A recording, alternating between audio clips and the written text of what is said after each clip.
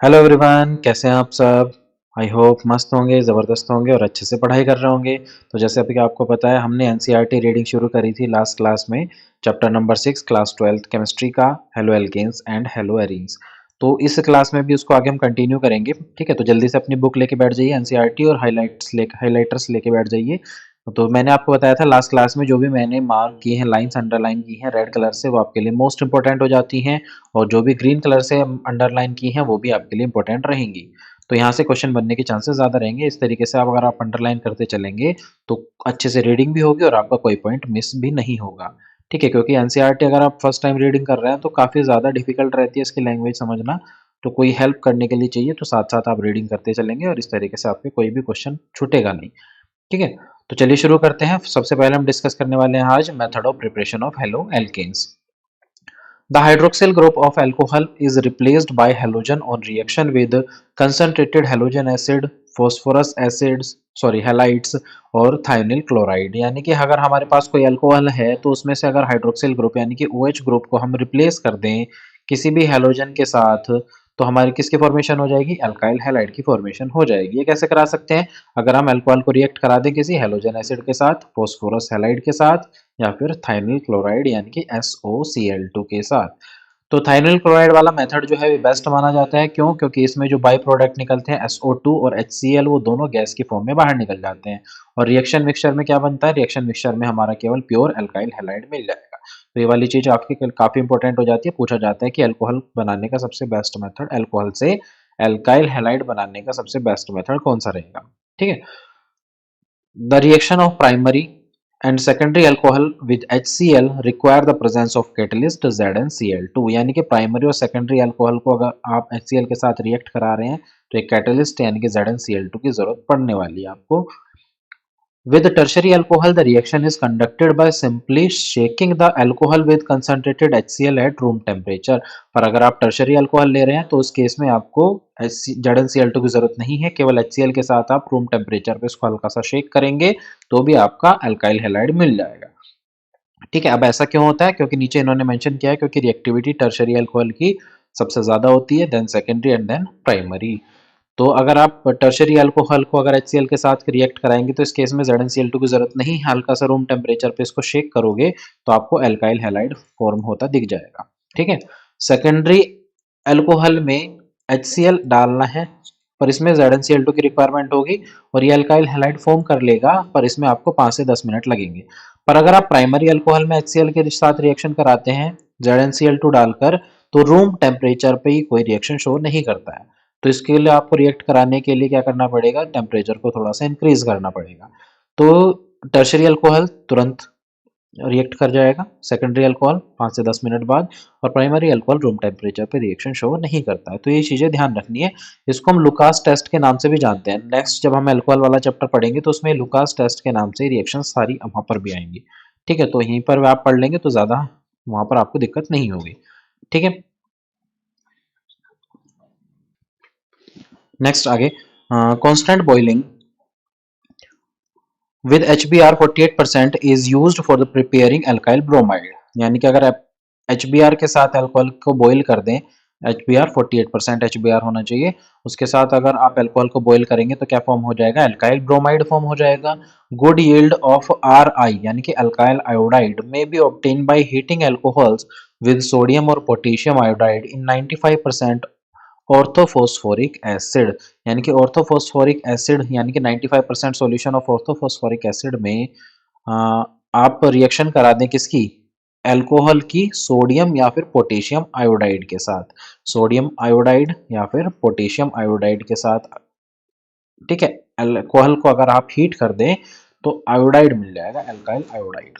ठीक है, देखिए कैसे, जैसे RI और इसके साथ हम रिएक्शन करा दें किसकी? ROH, अल्कोहल लेना है ना हमें, तो ROH इसकी रिएक्शन हम क्या कराते हैं NaI के साथ, किसके प्रेजेंस में कराएंगे? 95% H3PO3 के प्रेजेंस में, फॉस्फोरिक एसिड की प्रेजेंस में। तो क्या होगा? ये R और I एक साथ कंबाइन होकर क्या फॉर्म कर लेगा? अल्काइल आयोडाइड फॉर्म करेगा और NaOH एक साथ कंबाइन हो जाएगा। ठीक है, अब यहाँ पर क्वेश्चन एक आ जाता है, एनसीईआरटी में पूछते हैं इस क्वेश्चन को आगे कि यहाँ पर हम H2SO4 का यूज क्यों नहीं करते? H3PO4 का यूज करते हैं, हम H2SO4 का यूज यहाँ पर क्यों नहीं किया जाता है? तो उसका रीजन क्या होगा? उसका आंसर हो जाएगा कि ये जो आप NaI है, यहाँ से फॉर्मेशन किसकी होगी? I माइनस की, और ये H3PO3 क्या है? एसिड है, तो यहाँ से क्या रिलीज होगा? H। तो H और I कंबाइन होकर क्या फॉर्म करेंगे? HI, यानी कि हाइड्रोजन आयोडाइड। अब यहाँ पर जो I होगा मतलब I माइनस के फॉर्म में ही है, तो H2SO4 स्ट्रॉन्ग ऑक्सीडाइजिंग एजेंट होने की वजह से क्या करता है? इस I माइनस को कन्वर्ट कर देता है I2 में, यानी कि इसको ऑक्सीडाइज कर देता है। ठीक है। अब जब ये I2 में कन्वर्ट होगा तो ये अल्कोहल के साथ रिएक्ट नहीं कर पाएगा, जिस वजह से हम H2SO4 का यूज यहाँ पर नहीं करते हैं। क्लियर? ये क्वेश्चन बन जाता है, यहाँ से पूछा भी गया हुआ है एक दो बार। तो आगे देखिएगा, the order of reactivity of alcohol given hello acid is 3 degree, 2 degree and 1 degree, यानी कि 3 डिग्री अल्कोहल सबसे ज्यादा रिएक्टिव होगा और 1 डिग्री सबसे लेस रिएक्टिव होगा। Phosphorus tribromide and phosphorus triiodide are usually generated in situ. In situ मतलब reaction के दौरान ही बनाए जाते हैं ये, produce in the reaction mixture by the reaction of red phosphorus with bromine and iodine respectively, यानी कि बी PbR3 और उसी तरीके से PI3 ये पहले से बनाकर नहीं रखे जाते हैं, इनको रिएक्शन के दौरान ही बनाया जाता है, इसलिए यहाँ पर हमने इन सीटू मतलब रिएक्शन के दौरान बनने वाले। कैसे बनाए जाएंगे? रेड फास्फोरस को मिक्स कर देंगे ब्रोमीन या फिर आयोडीन के साथ। तो जब आप की अल्कोहल के साथ रिएक्शन कराओगे, जैसे ROH की रिएक्शन हमने PbR3 के साथ कराई है, तो हमें क्या मिल जाएगा?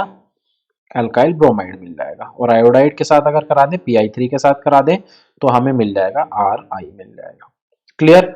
नेक्स्ट मूव करते हैं आगे। देखिए रिएक्शंस डिस्कस करते हैं, रिएक्शन गिवन है। सबसे पहले देखो अल्कोहल की रिएक्शन हमने किसके साथ? HCl के साथ कराई है, किसके प्रेजेंस में? ZnCl2 के प्रेजेंस में, ध्यान रखना है इस चीज को। तो R और OH एक साथ कंबाइन होकर क्या फॉर्म कर लेगा? H2O, और R और Cl अल्काइल क्लोराइड बना लेगा। नेक्स्ट NaBr और H2SO4 के साथ हम किसको ऐड करा देंगे? अल्कोहल को ऐड करा देंगे, यानी कि देखो इधर NaBr दिया हुआ, NaBr और साथ में क्या है? H2SO4। तो ये रिएक्ट करके फॉर्म करेगा, देखो Na, और इधर से क्या निकलेगा? रिलीज होगा H, तो ये फॉर्म करेगा HBr और साथ में क्या बनेगा? NaHSO4। ठीक है। तो यानी कि HBr जो निकला उसी तरीके से यहाँ पर अल्कोहल के साथ रिएक्ट करेगा ये HBr, जैसे ऊपर HCl ने किया था, और फॉर्म कर लेगा H2O प्लस RBr। ठीक है। तो प्रोडक्ट हमें मिलेगा RBr NaHSO4 और साथ में क्या मिला? H2O। नेक्स्ट अल्कोहल की रिएक्शन हमने करा दी किसके साथ? फोस्फोरस ट्राइहैलाइड के साथ। फोस्फोरस ट्राइहैलाइड के साथ अगर करा रहे हैं हम, तो हमें क्या मिलेगा? 3 मॉलिक्यूल मिलेंगे किसके? अल्काइल हैलाइड के, साथ में मिलेगा H3PO3। किस तरीके से रिएक्शन करानी है देखिए, जैसे हमने 3 मॉलिक्यूल लेंगे यहाँ पर अल्कोहल के, PX3 के साथ रिएक्शन करा रहे हैं, तो यहाँ पर ये जो तीनों अल्काइल ग्रुप हैं, 3 अल्काइल ग्रुप हैं, ये 3 अल्काइल ग्रुप 3 हेलोजन के साथ कंबाइन होकर अल्काइल हैलाइड के 3 मॉलिक्यूल देंगे। इधर से जो 3 OH ग्रुप बचे हैं फॉस्फोरस के साथ कंबाइन होंगे, यानी कि मिलेगा POH3 PO POH का होल थ्राइस। ठीक है। इसको हम H3PO3 भी लिख सकते हैं, फॉस्फोरिक एसिड H3PO3। ठीक है। नेक्स्ट अल्कोहल की रिएक्शन हमने करा दी PCl5 के साथ। PCl5 के साथ जब हम अल्कोहल की रिएक्शन कराएंगे तो इस तरीके से आप समझ सकते हो उसको, अल्कोहल है उसके साथ हमने क्या लिया? PCl5, तो हम PCl3, एक Cl इधर लिख लेते हैं, एक Cl इधर लिख लेते हैं।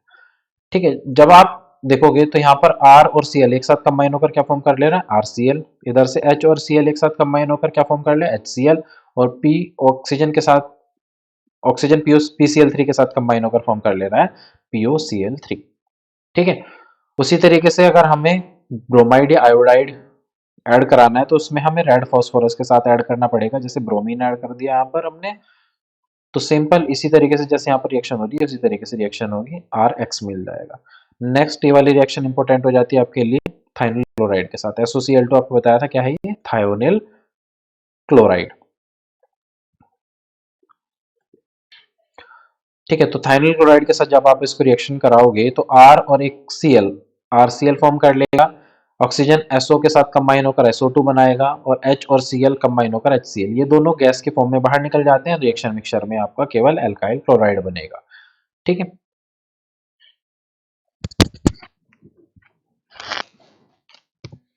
नेक्स्ट आगे मूव करते हैं।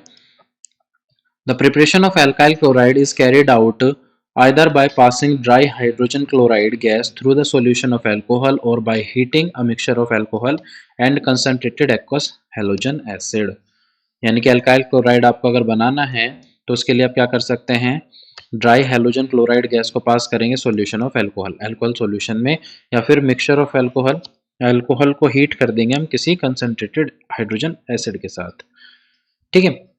The above method are not applicable for the preparation of alkyl halide because of carbon-oxygen bond in phenols has a partial double bond character and it is difficult to break being stronger bond than a single bond। कहने का मतलब ये है कि अगर आप same ये reaction किसी एराइल हैलाइड को बनाने के लिए कराना चाह रहे हो तो उसमें ये मेथड्स नहीं एप्लीकेबल होंगे। ऐसा क्यों है? क्योंकि देखो जैसे फिनोल के है हमारे पास, फिनोल से आप सोच रहे हो कि OH रिप्लेस करके हम डायरेक्ट इसके साथ कोई क्लोराइड ऐड करा दें, तो ऐसा नहीं होगा इन मेथड से।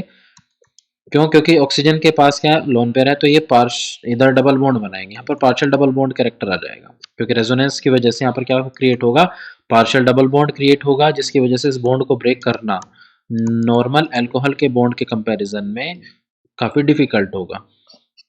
ठीक है।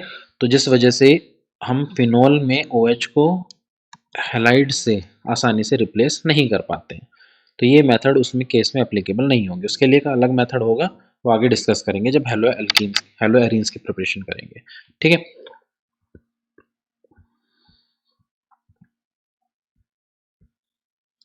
नेक्स्ट हम बात करते हैं नेक्स्ट फ्रॉम हाइड्रोकार्बन। सेकंड जो हमारा मेथड है फ्रॉम हाइड्रोकार्बन, इसमें हमें बनाना है from alkanes by free radical halogenation, यानी कि फ्री रेडिकल हेलोजिनेशन करेंगे किसका, एल्केन्स का। जैसे फ्री रेडिकल क्लोरीनेशन और bromination of alkanes give a complex mixture of isomeric mono and poly haloalkane which is difficult to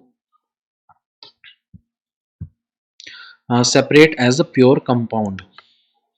Consequently, the yield of any single compound is low।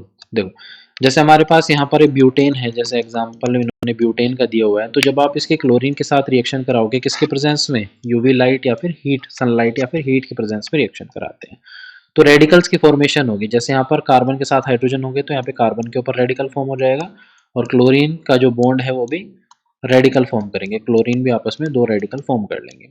तो अभी ये जो chlorine है इस carbon के radical के साथ कंबाइन होकर यहाँ पर भी ऐड हो सकता है, इधर भी ऐड हो सकता है, तो यानी कि हमें दो प्रोडक्ट मिलने की पॉसिबिलिटी रहेगी। अगर जितना बड़ा कार्बन लोगे प्रोडक्ट उतने ही ज्यादा मिलेंगे, यानी क्लोरीन इस कार्बन के साथ भी कंबाइन हो सकता है, इस कार्बन के साथ भी कंबाइन हो सकता है, इस कार्बन के साथ भी कंबाइन हो सकता है। ठीक है, इधर कंबाइन होगा तो फिर सेम प्रोडक्ट मिल जाएगा, और इधर कंबाइन होगा तो फर्स्ट के जैसा ही मिलेगा। तो यानी कि एक से ज़्यादा प्रोडक्ट मिलता है। अगर आप किसी एक सिंगल प्रोडक्ट को बनाना चाह रहे हो तो वो उसकी पॉसिबिलिटी यानी कि उसकी क्वांटिटी काफ़ी कम रहती है। ठीक है, तो इसलिए इस मेथड को ज़्यादा प्रेफर नहीं किया जाता है। सेकंड जो हमारा मेथड रहेगा, सेकंड मेथड है फ्रॉम एल्कीन। एल्कीन में हम एडिशन करा देते हैं किसी हाइड्रोजन हैलाइड की। Alkene is converted to corresponding alkyl halide by the reaction with hydrogen chloride, hydrogen bromide और हाइड्रोजन आयोडाइड। जैसे एल्कीन है, यहाँ पर हमने किसी HX के यानी कि हाइड्रोजन हैलाइड के साथ इसकी रिएक्शन कराई है, तो इस कार्बन से हाइड्रोजन ऐड हो जाएगा और इस कार्बन से सपोज X ऐड हो जाएगा, हैलाइड आयन। तो कार्बन ने नया बॉन्ड बनाया दोनों, तो एक एक पुराना बॉन्ड कार्बन ने ब्रेक कर दिया, बीच में से पाई बॉन्ड जो था वीक वाला वो ब्रेक हो गया, तो कार्बन के बीच में सिंगल बॉन्ड रह जाएगा। किसकी फॉर्मेशन हो जाएगी, अल्काइल हैलाइड की, एल्कीन से। ठीक है, अब होता कैसे है वैसे, ये देखो जैसे कार्बन के बीच में डबल बॉन्ड है तो ये इलेक्ट्रॉन इधर शिफ्ट होंगे, H इधर क्या था X के ऊपर पार्शियल नेगेटिव चार्ज क्रिएट होगा और इधर हाइड्रोजन पे पार्शियल पॉजिटिव चार्ज। अब ये एक तरफ मूव हो गए थे इलेक्ट्रॉन,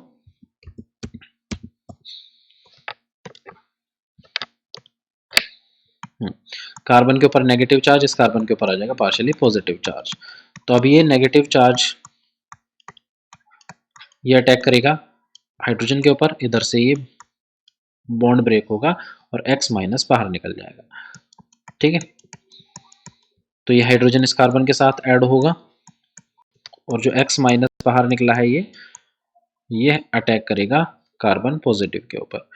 तो नेक्स्ट फॉर्म हो जाएगा, इधर X ऐड हो गया और दूसरे कार्बन से हाइड्रोजन ऐड हो जाएगा। इस तरीके से रिएक्शन मैकेनिज्म के थ्रू आप समझ सकते हो इसको। ठीक है, अगर हमारे पास क्या है, अगर हमारे पास अनसिमेट्रिकल एल्कीन है, propene yield two products, however one predominates as per Markovnikov rule। अगर हमारे पास अनसिमेट्रिकल एल्कीन आ जाती है, जैसे यहाँ पर अनसिमेट्रिकल एल्कीन है, इनके बीच में से इसको डिवाइड करोगे तो दो इक्वल पार्ट में डिवाइड नहीं हो जा रही है, तो अनसिमेट्रिकल है ये।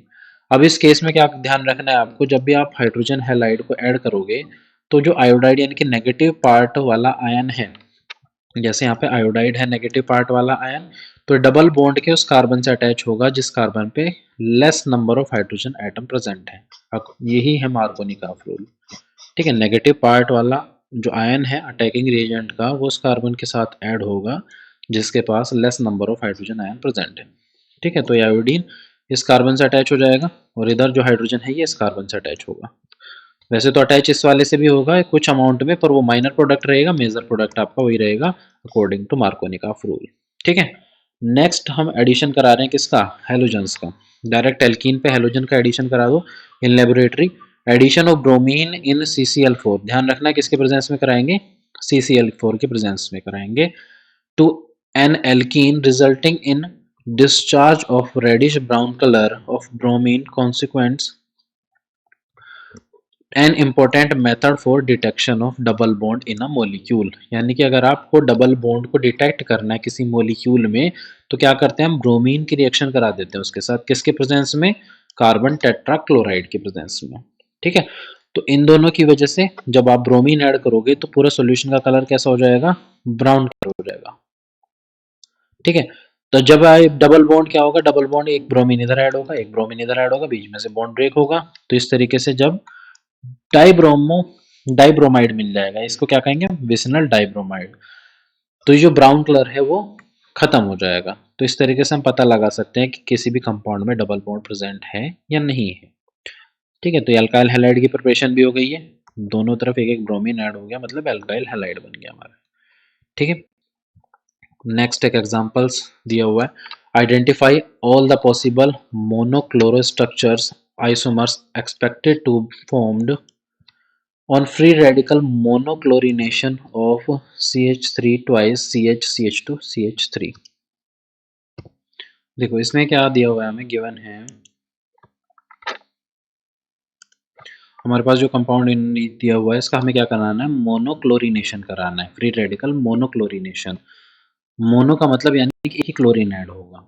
ठीक है, ज़्यादा भी क्लोरीन ऐड हो सकते हैं, पर मोनोक्लोरिनेशन में एक ही क्लोरीन ऐड कराकर हमें दिखाना है। अब जो कंपाउंड दिया हुआ है इस तरीके से CH3 CH CH3 CH2 CH3। ठीक है, अब इसमें देखना है कितने अलग अलग टाइप के कार्बन हमारे पास प्रेजेंट हैं। जैसे अगर हम यहाँ पर देखें तो ये हमारे पास ये वाला कार्बन 1 डिग्री है, प्राइमरी कार्बन है, ये भी प्राइमरी, ये हो जाता है हमारा 1 2 3 टर्शरी, ये सेकेंडरी और ये प्राइमरी, यानी कि तीन हमारे पास जो कार्बन है वो प्राइमरी है, एक सेकेंडरी एक टर्शरी। अब इसमें से भी जब आप ध्यान से देखोगे तो दो कार्बन आपको सेम, जैसे ये वाला CH3 ग्रुप और ये वाला CH3, यानी कि दोनों एक तरीके सिमिलर है ये। ठीक है, ये अलग कार्बन हो जाएगा, ये अलग कार्बन हो जाएगा और ये अलग, यानी कि अगर हम क्लोरीन ऐड कराएं, ठीक है, जैसे अगर हम इस पोजीशन पर ऐड करा रहे हैं, एक सेकेंड,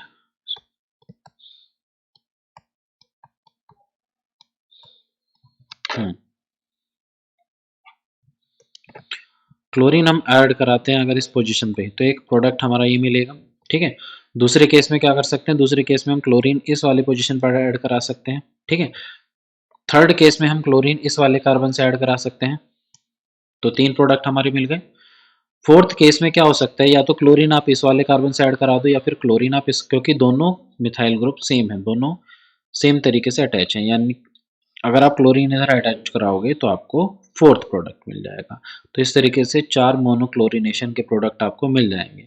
ठीक है, हमें देखना होता है कि डिफरेंट पोजीशंस कौन कौन सी हैं, तो ये वाली पोजीशन और ये वाली पोजीशन दोनों सेम हो जाएंगी, ये पोजीशन अलग है, ये वाली पोजीशन अलग है और ये पोजीशन अलग है, तो ये तीन पोजीशन अलग है, और ये जो CH3 वाली इधर वाली पोजीशन है ये दोनों सेम तरीके की पोजीशन है, यानी कि इधर आप क्लोरीन ऐड करोगे तो कोई फर्क नहीं पड़ेगा ग्रुप पर, कंपाउंड पर।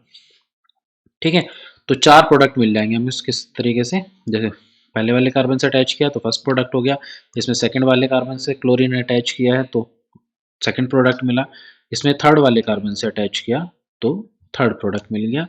अब इसमें जो CH3 अलग से अटैच था उसी से हमने क्लोरीन अटैच कर दिया ये, तो हमें फोर्थ प्रोडक्ट मिल गया। ठीक है, तो इस तरीके से हमें मोनोक्लोरिनेशन के अलग अलग प्रोडक्ट बताने थे। नेक्स्ट हमारा मेथड है हैलोजन एक्सचेंज।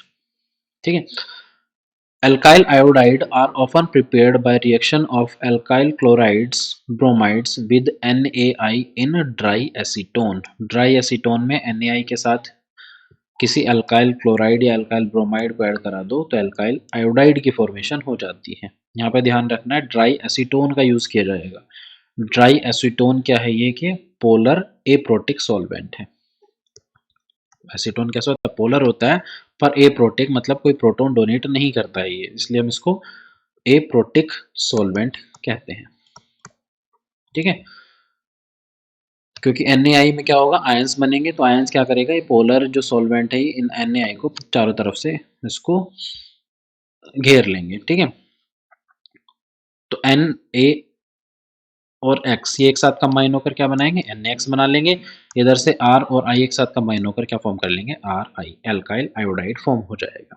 ठीक है, नेक्स्ट यहाँ पे देखो NaCl and NaBr thus formed precipitate in dry acetone। ठीक है, ये ड्राई एसीटोन में क्या हो जाते हैं, प्रेसिपिटेट हो जाते हैं NaCl और NaBr। ठीक है, यानी कि NaCl और NaBr ड्राई एसीटोन में प्रेसिपिटेट हो जाएंगे, मतलब इधर से कंसंट्रेशन कम होती चली जाएगी। It facilitates the forward reaction according to Le Chatelier principle. क्योंकि इसकी कंसंट्रेशन रिएक्शन में कम होती जा रही है तो रिएक्शन फॉरवर्ड मूव करेगी ताकि इसकी कंसंट्रेशन बनी रहे। ठीक है, इस वजह से आसानी से रिएक्शन आगे की तरफ प्रोसीड कर जाती है। ठीक है, according to Le Chatelier principle. The synthesis of alkyl fluoride is best accomplished by heating an alkyl chloride bromide in the presence of metallic fluorides such as AgF, HgF2, Hd2F2, CuF2, SbF3। यानी कि किसी heavy metal fluoride के साथ अगर हम किसी alkyl bromide या alkyl chloride की रिएक्शन करा देंगे तो हमें अल्काइल फ्लोराइड मिल जाएगा। ये भी सेम उसी तरीके से होगा जैसे इधर से Ag और Br एक साथ कंबाइन हो जाएगा, AgBr फॉर्म होगा और ये जो F है ये CH3 के साथ कंबाइन होकर CH3F फॉर्म कर लेगा। इस रिएक्शन को हम कहते हैं स्वार्ट्स रिएक्शन। ये कौन सी रिएक्शन है, स्वार्ट्स। स्वार्ट्स रिएक्शन में अल्काइल फ्लोराइड फॉर्म होता है और जो पीछे हमने रिएक्शन देखी थी इसमें आयोडाइड फॉर्म होता है। ये फिन-कैल्स्टीन रिएक्शन थी। ठीक है, ध्यान रखना है इसको, फिन-कैल्स्टीन रिएक्शन। कौन सी रिएक्शन है, फिन-कैल्स्टीन रिएक्शन है, और जो अभी हमने देखी थी वो स्वार्ट्स रिएक्शन है। फिन-कैल्स्टीन में अल्काइल आयोडाइड फॉर्म होगा NaI के साथ रिएक्ट कराने पर, और स्वार्ट्स रिएक्शन में अल्काइल फ्लोराइड प्रिपेयर होगा किसी हैवी मेटल के फ्लोराइड के साथ रिएक्शन कराने पर। ठीक है, ये थे सारे मेथड हेलो एल्केन्स के प्रिपरेशन के लिए। नेक्स्ट जो मेथड है ये सारे प्रिपरेशन ऑफ हेलो एरीन्स के हैं। ठीक है, from hydrocarbon by electrophilic substitution, यानी किसी हाइड्रोकार्बन का इलेक्ट्रोफिलिक सब्सटीट्यूशन करा दें अगर हम, तो हमारे पास प्रिपरेशन हो जाएगी हेलो एरीन्स की। Aryl chloride and bromides can easily prepared by electrophilic substitution of arenes with chlorine and bromine respectively in the presence of Lewis acid catalyst like iron or iron third chloride। ठीक है, जब हम किसी, जैसे यहाँ पर toluene दिया हुआ है, किसी एराइल हैलाइड की रिएक्शन करा दें हेलोजन, साथ में कैटलिस्ट के फॉर्म में हमें क्या चाहिए, आयरन या फिर आयरन थर्ड क्लोराइड होना चाहिए। और ये रिएक्शन हमेशा ध्यान रखना किस में कराएंगे, डार्क में कराएंगे, अंधेरे में कराते हैं डार्क में, तो क्या होगा, इलेक्ट्रोफिलिक सब्सटीट्यूशन होगा। जैसे FeCl3 है हमारे पास, सपोज FeCl3 का लुईस एसिड है तो एक क्लोरीन को क्या करेगा, अपनी तरफ अट्रैक्ट करेगा। ठीक है, तो ये फॉर्म कर लेगा FeCl4 पॉजिटिव और FeCl3 FeCl4 माइनस, और एक क्लोरीन पर क्या फॉर्म हो जाएगा, पॉजिटिव। अब इस पॉजिटिव क्लोरीन पर बेंजीन के इलेक्ट्रॉन्स अटैक करेंगे, यानी कि इलेक्ट्रोफाइल जनरेट हो गया। इस इलेक्ट्रोफाइल पर बेंजीन के इलेक्ट्रॉन्स अटैक करेंगे तो किसकी फॉर्मेशन हो जाएगी, इधर क्लोरो बेंजीन की फॉर्मेशन हो जाएगी। ठीक है, उसी तरीके से जैसे यहाँ पे दिया हुआ है X2Fe डार्क के प्रेजेंस में रिएक्शन कराई हुई है, यानी कि ये जो हेलोजन है या ऑर्थो पोजीशन पे और एक बार पैरा पोजीशन पे, यानी कि ऑर्थो हेलो टोलुइन मिलेगा और दूसरा हमारा पैरा हेलो टोलुइन मिलेगा। ठीक है, the ortho and para isomer can easily separated due to large difference in their melting point. इनके मेल्टिंग पॉइंट में काफी ज्यादा डिफरेंस होता है। क्यों होता है वो फिजिकल प्रॉपर्टी में देखेंगे अभी आगे हम। तो इसलिए जिस वजह से इनको इस आसानी से सेपरेट किया जा सकता है। Reaction with iodine are reversible in nature. Iodine के साथ अगर रिएक्शन करा दे तो वो रिवर्सिबल होती है and require the presence of an oxidizing agent HNO3 HiO4 to oxidize the Hi formed during the iodination। ठीक है, इसका कहने का मतलब ये है कि अगर हम आयोडीनेशन कराएं तो उसमें हमें किसी एक ऑक्सीडाइजिंग एजेंट की जरूरत पड़ती है, जैसे HNO3। कैसे देखो, जैसे सपोज हमारे पास यहाँ पे बेंजीन है, बेंजीन को हाइड्रोजन है, इधर हमने किसके साथ रिएक्शन करा दी, आयोडीन के साथ आई, तो क्या फॉर्म होगा यहाँ पे Hi बनेगा और जहां से हाइड्रोजन हटाए उसकी जगह क्या आयोडीन ऐड हो जाएगा, आयोडोबेंजीन बनेगा। ठीक है, और साथ में क्या रिलीज हुआ, Hi। अब ये रिएक्शन क्या बताया इन्होंने, रिवर्सिबल है, यानी कि वापस भी बैकवर्ड जा सकती है, दोबारा से बेंजीन और आयोडीन फॉर्म हो सकता है। जिस वजह से हमें क्या यहाँ पर किसकी रिक्वायरमेंट होती है, HNO3 भी ऐड करा देते हैं, या फिर दूसरा हम HiO4 ऐड करा सकते हैं इसमें।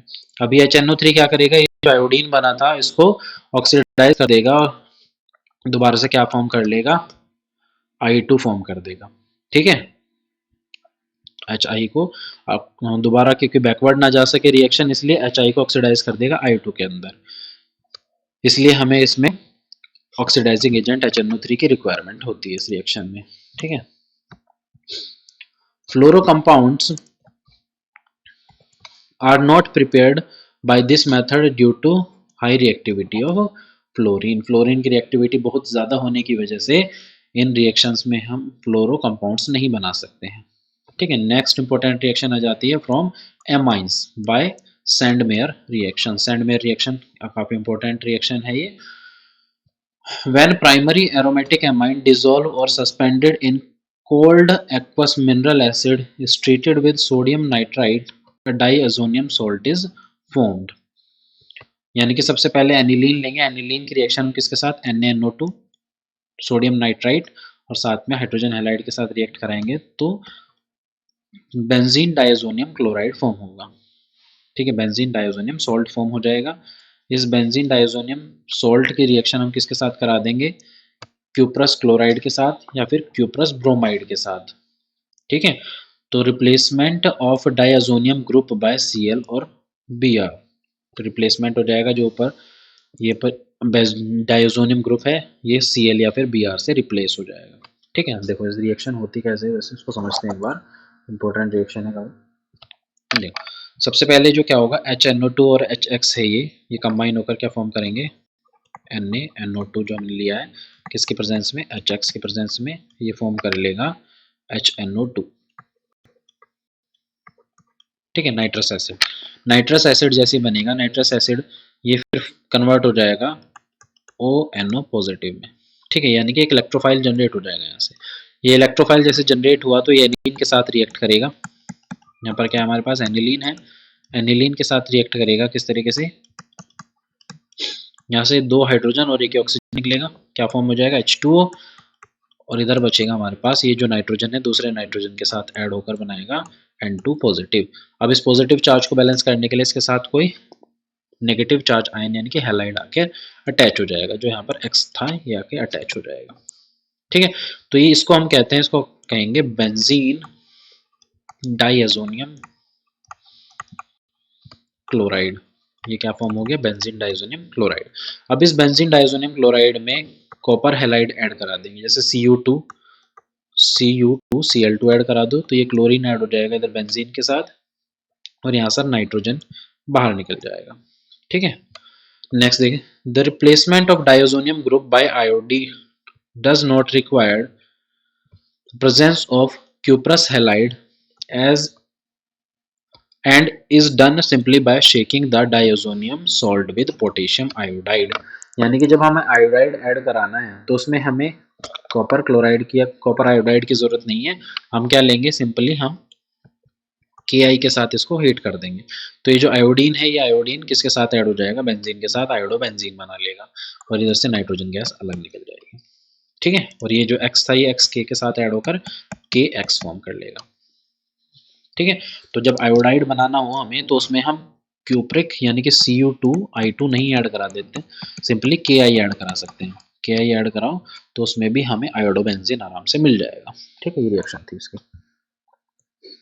नेक्स्ट देखो, जैसे एग्जांपल दिया हुआ है, एग्जांपल फर्स्ट वाला प्रोडक्ट आपको बताना है, right the product of the following reaction. अब इसमें देखिए, जैसे यहाँ पर ये बेंजीन है, इसके साथ कार्बन डबल बॉन्ड, फिर इधर कार्बन। अब HBr के साथ रिएक्शन करा रहे हैं तो पता है आपको, एक तरफ H ऐड होगा, एक तरफ Br ऐड हो जाएगा, पर देखना ये है कि किधर ब्रोमीन ऐड होगा।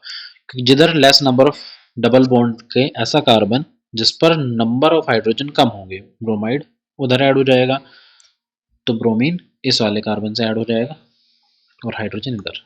ठीक है, तो ये वाला हमें प्रोडक्ट मिलेगा, यानी कि ब्रोमीन तो इस कार्बन से ऐड हो गया और हाइड्रोजन इधर कार्बन से ऐड हो जाएगा। ठीक है, बीच में से डबल बॉन्ड सिंगल बॉन्ड में कन्वर्ट हो जाएगा। नेक्स्ट सेम रिएक्शन है ये भी, इसमें भी H जो Cl है वो इस कार्बन से ऐड होगा, क्योंकि इधर एक ही हाइड्रोजन है, इधर दो हाइड्रोजन है, और हाइड्रोजन जो है इस कार्बन से बीच में से बॉन्ड ब्रेक होगा, तो ये प्रोडक्ट मिलेगा हमें अकॉर्डिंग टू मार्कोनिकॉफ रूल। अब देखिए, एंटी मार्कोनिकॉफ लगेगा जब HBr के साथ क्या ऐड किया हो, प्रोक्साइड ऐड किया हो, तब लग जाएगा एंटी मार्कोनिकॉफ।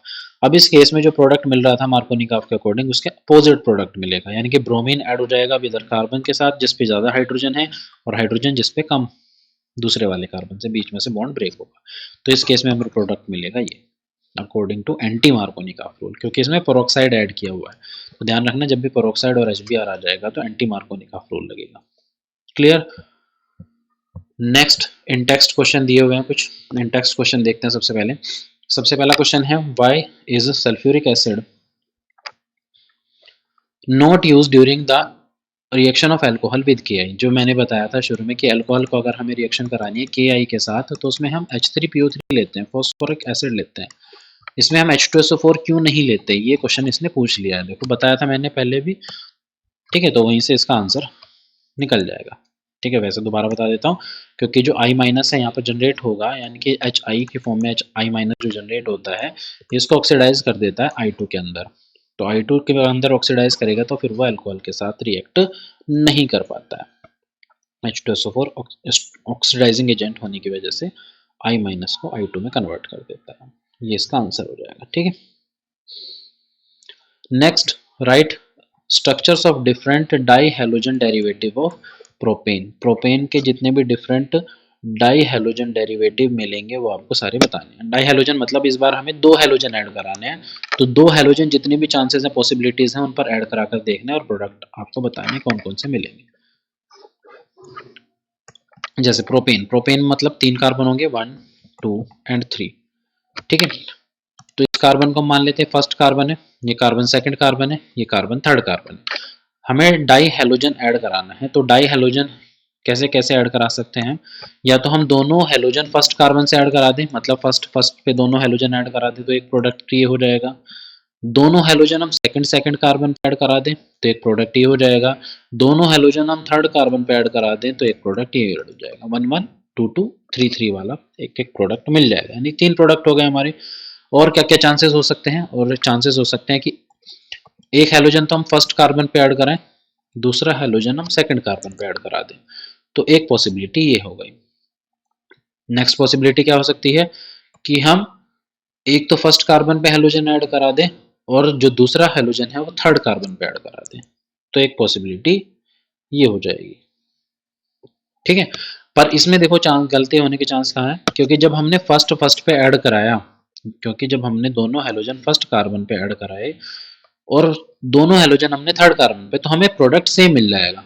तो इसमें से हम एक ही लेके चलेंगे, तो थर्ड थर्ड या फर्स्ट फर्स्ट। ठीक है, तो टोटल हमें कितने प्रोडक्ट मिल रहे हैं, different halo dihalo halogen derivative मिल रहे हैं 4। ठीक है, क्योंकि फर्स्ट फर्स्ट और थर्ड थर्ड वाला सेम हो जाएगा। ठीक है, तो इस चीज का भी ध्यान रखना है। तो 1 2 3 और 4 चार हमें डाई हेलोजन डेरिवेटिव प्रोडक्ट मिल रहे हैं। क्लियर, तो इस तरीके से क्वेश्चन कर सकते हैं। उसी तरीके से आपको करना है नेक्स्ट वाला, among the isomeric alkane the formula C5H12 identify that on photochemical reaction chlorination yields। Photochemical chlorination कराना है किसका, C5H12 का, और आपको बताना सिंगल मोनोक्लोरीन, यानी कि जिसमें केवल एक ही सिंगल प्रोडक्ट मिलेगा, आपको वो वाला प्रोडक्ट बताना है। यानी कि फर्स्ट वाले इसमें हमें ऐसा आइसोमेरिक ऑफ एल्केन बताना है C5H12 का, जिसमें हमें फोटोकेमिकल क्लोरीनेशन कराने पर एक ही सिंगल प्रोडक्ट मिले। ठीक है, तो यानी कि उसमें क्या होना चाहिए, सारे के सारे हाइड्रोजन एक ही जैसे होने चाहिए, तो हमें सिंगल एक ही प्रोडक्ट मिलेगा। जैसे देखो इसमें एक ही चांस अवेलेबल है, जैसे CH3, इसके साथ कार्बन, फिर ऊपर एक CH3 और नीचे एक CH3। अब ये जो चारों के चारों मिथाइल ग्रुप हैं, इनके CH3 ग्रुप हैं, ये एक दूसरे के बिल्कुल आइडेंटिकल हैं, इक्विवेलेंट है, सारे हाइड्रोजन भी इक्विवेलेंट है। तो अगर आप किसी भी एक हाइड्रोजन को रिप्लेस करेंगे, जैसे यहाँ पे हम हाइड्रोजन को रिप्लेस कर देते हैं हेलोजन के साथ, किसी भी हाइड्रोजन को उठाकर रिप्लेस कर दो हेलोजन के साथ, तो हमें प्रोडक्ट हमेशा सेम मिलेगा। तो ये वाला हमारा एल्केन हो जाएगा, जिसमें क्लोरीनेशन कराने पर सिंगल प्रोडक्ट मिलेगा। ठीक है, नेक्स्ट वाले में आपको बताना है जिसमें 3 आइसोमेरिक मोनोक्लोराइड्स मिले। ठीक है, यानी कि ऐसा आपको एल्केन बताना है जिसमें क्लोरीनेशन कराने पर 3 प्रोडक्ट मिले। तो 3 प्रोडक्ट मिलने, अगर आप क्या करो, C5H12 यानी कि 5 के 5 कार्बन एक चेन में ऐड कर दें, अगर हम CH3 CH2 CH2 CH3, यानी कि अब इसमें डिफरेंट पोजीशन देखने, कौन कौन सी पोजीशंस डिफरेंट हैं। तो जैसे ये फर्स्ट पोजीशन, एक इसको A मार्क कर देते हैं, ये B, ये C। ठीक है, फिर ये नेक्स्ट वाली पोजीशन, फिर ये B हो जाएगी, फिर ये नेक्स्ट वाली पोजीशन A, क्योंकि A पोजीशन सिमिलर है, B वाली पोजीशन सिमिलर है, और C पोजीशन डिफरेंट है इन दोनों से। तो अगर आप क्लोरीन ऐड करोगे यहाँ पर तो अलग प्रोडक्ट मिलेगा, यहाँ पर क्लोरीन ऐड करोगे तो अलग प्रोडक्ट मिलेगा, यहाँ क्लोरीन ऐड करोगे तो एक अलग प्रोडक्ट मिलेगा। पर जैसे ही आप इस वाले पोजीशन पर ऐड करोगे बी वाले पोजीशन पर, तो ये वाला प्रोडक्ट जो यहाँ पर क्लोरीन ऐड करा था उसी के सिमिलर हो जाएगा, तो ये हमारा प्रोडक्ट डिफरेंट नहीं बना, तो इस वाले को नहीं लेंगे। उसी तरीके से नेक्स्ट वाला जो ए है, उस पर भी अगर हम प्रोडक्ट ऐड कर दें, क्लोरीन ऐड कर दें, तो वहाँ भी प्रोडक्ट सेम नहीं माना जाएगा, क्योंकि वो पहले के जैसा हो जाएगा, ए वाले के जैसा। एक सेकेंड, जैसे अगर यहाँ पर क्लोरीन ऐड कर दे रहे हैं, तो ये वाला प्रोडक्ट और जो यहाँ पर क्लोरीन ऐड करने पर प्रोडक्ट मिला था सेम हो जाएगा, तो ये भी नहीं माना जाएगा। तो ये 3 पोजीशन है जहाँ पर क्लोरीन ऐड करने पर डिफरेंट प्रोडक्ट मिलेगा। ठीक है, तो ये वाला एल्केन हो जाएगा इस बार, जिसमें 3। नेक्स्ट है 4 आइसोमेरिक मोनोक्लोराइड्स। अब ऐसा बताना है जिसमें 4 प्रोडक्ट मिले, तो 4 के लिए हम क्या करेंगे, देखो जैसे CH3C इस तरीके से ऐड कर देते हैं, 5 कार्बन हो गए, सॉरी 4, 5वां इस तरीके से ऐड कर देते हैं। अब इसमें डिफरेंट पोजीशन कौन कौन सी है, जैसे एक पोजीशन A, ये फिर B, ये C और ये D, ये चारों पोजीशन डिफरेंट है, पर ये जो नीचे वाला कार्बन है इसकी पोजीशन जो होगी वो A के जैसी होगी बिल्कुल, क्योंकि ये दोनों पोजीशन सेम है। पीछे पीछे भी डिस्कस किया था अभी हमने, तो इन दोनों पोजीशन पर क्लोरीन ऐड करने पर हमें प्रोडक्ट सेम ही मिलेगा, तो 4 क्लोरीन हमें डिफरेंट मिल जाएंगे इस बार। कैसे, अगर हम क्लोरीन एक ए पोजीशन पर ऐड करते हैं तो डिफरेंट प्रोडक्ट मिलेगा, बी वाले पर ऐड करने पर एक अलग प्रोडक्ट, सी पर ऐड करने पर एक अलग प्रोडक्ट, और डी पर ऐड करने पर एक अलग प्रोडक्ट मिलेगा। तो इस तरीके से ये वाला एल्कीन जो हो जाएगा, यानी कि CH3 CH3 नेक्स्ट CH2 और आगे CH3, तो ये एल्कीन होगा, आइसोमर ऑफ एल्कीन होगा, जिसमें हमें 4 आइसोमेरिक मोनोक्लोराइड्स मिलेंगे। ठीक है, तो ये इसका आंसर हो जाएगा। नेक्स्ट आगे मूव करते हैं नेक्स्ट क्वेश्चन पर। आपको मेजर प्रोडक्ट बताने हैं, मेजर प्रोडक्ट क्या क्या बनेगा इस केस में। देखो फर्स्ट केस में क्या है OH और इधर क्या है SOCl2, यानी कि हम किसकी रिएक्शन करा रहे हैं, अल्कोहल की रिएक्शन करा रहे हैं थायोनिल क्लोराइड के साथ। तो OH रिप्लेस हो जाएगा किसके साथ, क्लोरीन के साथ, क्या क्या बनेगा SO2 और HCl, ये दोनों गैस के फॉर्म में बाहर निकल जाएंगे, सिंपल रिएक्शन है। सेकंड वाले में देखो क्या होगा, Br2 की रिएक्शन हमने हीट या फिर सनलाइट की प्रेजेंस में कराई हुई है। तो इस केस में क्या होगा, जो देखो ब्रोमीन है इस वाले कार्बन पे ऐड हो जाएगा यहाँ पर, तो प्रोडक्ट क्या मिलेगा, इधर NO2 एज इट इज रहेगा इस पोजीशन पर, CH2 Br और आगे सॉरी CH मिलेगा, एक हाइड्रोजन रिमूव हो जाएगा और आगे CH3। ठीक है, अब ब्रोमीन इसी कार्बन से क्यों ऐड हुआ, क्योंकि बेंजाइलिक कार्बन है, तो जब भी हम हीट या फिर सनलाइट के प्रेजेंस में कराते हैं, और एलाइलिक या फिर बेंजाइलिक कार्बन अगर आपको दिख रहा है तो चांसेस ऑफ हेलोजन ऐड होने के वहाँ पर ज़्यादा रहते हैं। ठीक है, तो ये प्रोडक्ट आपको मिलेगा, क्योंकि यहाँ पर क्या बनेगा, कार्बन रेडिकल बनेगा ना। कार्बन रेडिकल इस केस में बेंजाइलिक या फिर एलाइलिक के केस में ज़्यादा स्टेबल होता है, तो इस पोजीशन पे प्रोडक्ट मिलने के चांसेस ज़्यादा है, इसलिए ये वाला मेजर प्रोडक्ट, क्योंकि हमें मेजर बताना है तो मेजर प्रोडक्ट इस केस में यही रहेगा। ठीक है, नेक्स्ट हमें HCl की रिएक्शन करानी है। देखो CH2OH इधर है और इधर क्या है OH। अब ये जो OH है ये बेंजीन के साथ डायरेक्ट अटैच है, और डायरेक्ट अटैच होने की वजह से आपको बताया था यहाँ पे पार्शियल डबल बॉन्ड कैरेक्टर आ जाएगा, जिस वजह से इस बॉन्ड को ब्रेक करना मुश्किल है। तो यहाँ पर OH एज इट इज रहेगा, इस पर कोई फर्क नहीं पड़ेगा, पर ये वाला OH रिप्लेस हो जाएगा। ये वाला OH रिप्लेस होकर हमारा जो प्रोडक्ट बनेगा वो होगा बेंजीन, इधर OH एज इट इज रहेगा, इधर हो जाएगा CH2Cl और साथ में H2O। क्लियर। नेक्स्ट ये वाला एलाइलिक कार्बन है, ठीक है, और इधर हमने क्या ऐड करा है HI। अब HI जब आप ऐड कराएंगे तो मार्कोनी का रूल लगेगा, तो मार्कोनी का आपके अकॉर्डिंग क्या होगा, जिधर दो कार्बन है, एक कार्बन ये है एक कार्बन ये। अब हाइड्रोजन आपको देखना है कम किस कार्बन पर है, जिस कार्बन पर भी हाइड्रोजन कम है वहां पर ही आयोडीन आके अटैच होगा, तो आयोडीन यानी कि इस कार्बन से आके अटैच हो जाएगा। ठीक है, तो प्रोडक्ट आपको मिलेगा ये CH3 और इधर आयोडीन, और इस पोजीशन पर हाइड्रोजन ऐड हो गया, एक हाइड्रोजन पहले से ही था इस पोजीशन पर, तो दो हाइड्रोजन हो जाएंगे इधर। ठीक है, नेक्स्ट फिनकेलिस्टीन रिएक्शन है, Br और Na एक साथ कंबाइन होकर क्या बनाएगा NaBr, और Br की पोजीशन पर क्या अटैच हो जाएगा आयोडीन, यानी कि CH3CH2I। ये दो प्रोडक्ट मिलेंगे इस केस में। अब ये जो हमने रिएक्शन कराई है ये देखो Br2 किसके प्रेजेंस में, हीट और लाइट के प्रेजेंस में, तो मैंने बताया था एलाइलिक या फिर बेंजाइलिक पोजीशन होगी उस पर ज़्यादा जुड़ने के चांसेस रहते हैं। तो यहाँ पर ये देखो ये वाला कार्बन कौन सा कार्बन हो गया, ये हो गया एलाइलिक कार्बन, तो जो ब्रोमीन ऐड होगा वो इस एलाइलिक कार्बन पर ऐड होगा, तो एलाइलिक कार्बन पर ऐड होने की वजह से हमें ब्रोमीन ये हो जाएगा, और यहाँ पे जो हाइड्रोजन था हाइड्रोजन रिप्लेस हो जाएगा दूसरे ब्रोमीन के साथ, साथ में क्या निकलेगा HBr।